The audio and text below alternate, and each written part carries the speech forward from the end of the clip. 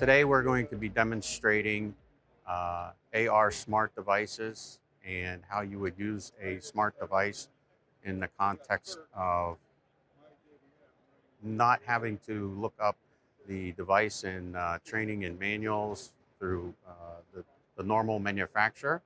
So we've augmented three different devices. One is a smart connected multimeter. Another is a Viavi fiber optic tester.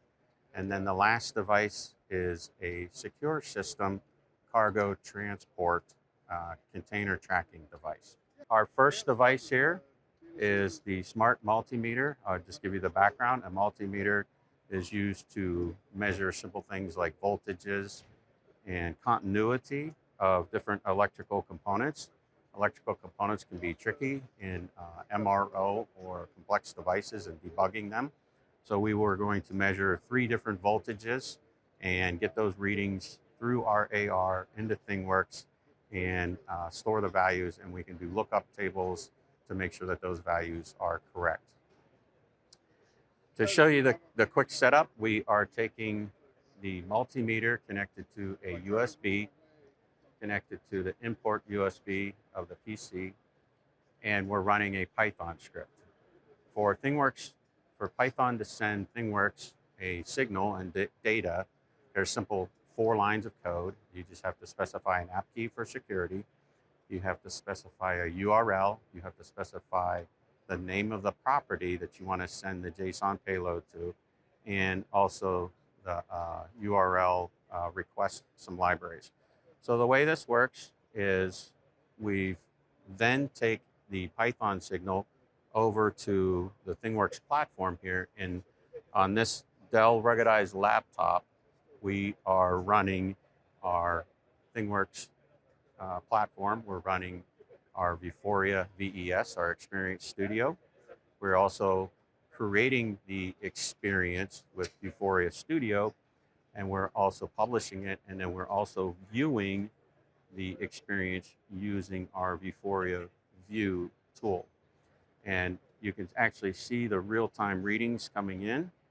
So if I was a technician and a problem came in on this particular board with electronics malfunctions, we traced it back to components on the board, and the designators are 97, 100, and 163.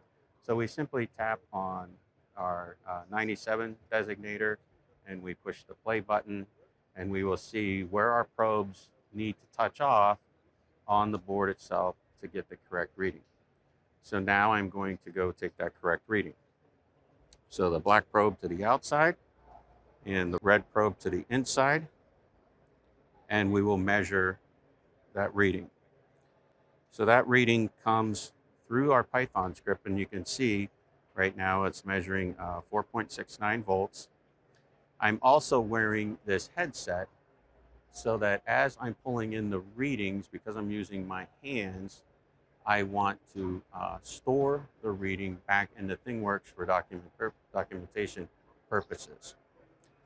So on the headset here, we would say navigate back, add reading.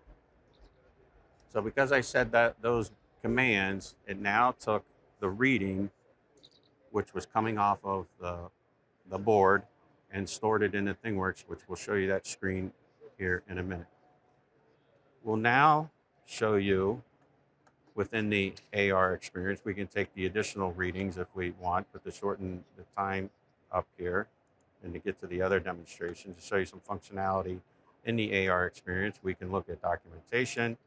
We can look at videos that maybe we would learn how to use this particular device, and we can select the video. These videos can be stored in a file repository, and then we can play them. So this could be a training video that gets uploaded remotely to our file repository. And ThingWorx file repository will read those files and then present the movies to us. And this is just a video of a multimeter, a guy showing you how to use a multimeter on YouTube.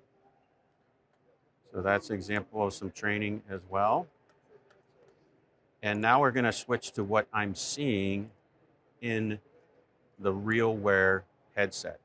So what you're seeing on the screen here, navigate back. So this was the reading that's coming in the same way as we saw on the multimeter. We're seeing that now in my binocular. And then say, for instance, I would say add reading. That particular reading was now sent to ThingWorx and stored in a record. We can also navigate to things like documents. So all of the words that you see and I say will change the screen in my binocular. So things like select item 10, select item 11, select item 7, select item 10. So now I'm loading up the user guide on how to use that multimeter, and I'm seeing that in my eyepiece. Zoom level 2. As I move my head around and zoom in, I can read the document.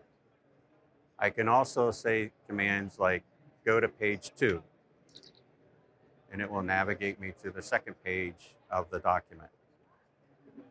And with this then, this concludes how we would use ThingWorx, our Vuforia Studio, our Vuforia View, and a RealWear device all combined together in creating an experience to measure complex electronic circuitry, which then on the back end within ThingWorx, you could have a navigation of a rules engine and a tree, and kind of follow that down to this particular circuit board and the error that you're seeing on your piece of equipment.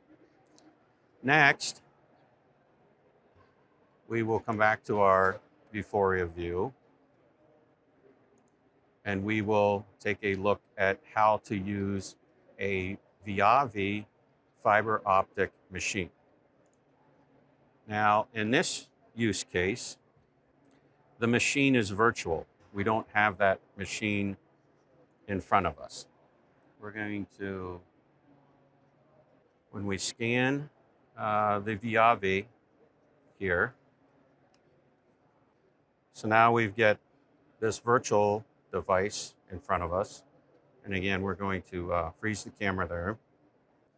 And we're going to learn how to use this particular device, even though it's not in front of us. So this particular device, use cases that would be extremely helpful would be these devices aren't readily available. There may be physical size restrictions. So in AR, you could have the size of a tank, the size of a payloader, any object you wish. In this case, it's a handheld device.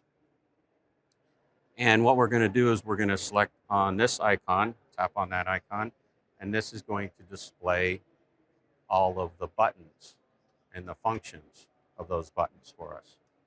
Again, we can also launch a video on how to use this particular device, instructional video. We also have documentation as well. So there's a very consistent approach in our AR solutions in teaching users who've never used this device how to use this particular device. This particular device is used to measure the continuity of a fiber optic cable. So we've incorporated, the button press on these.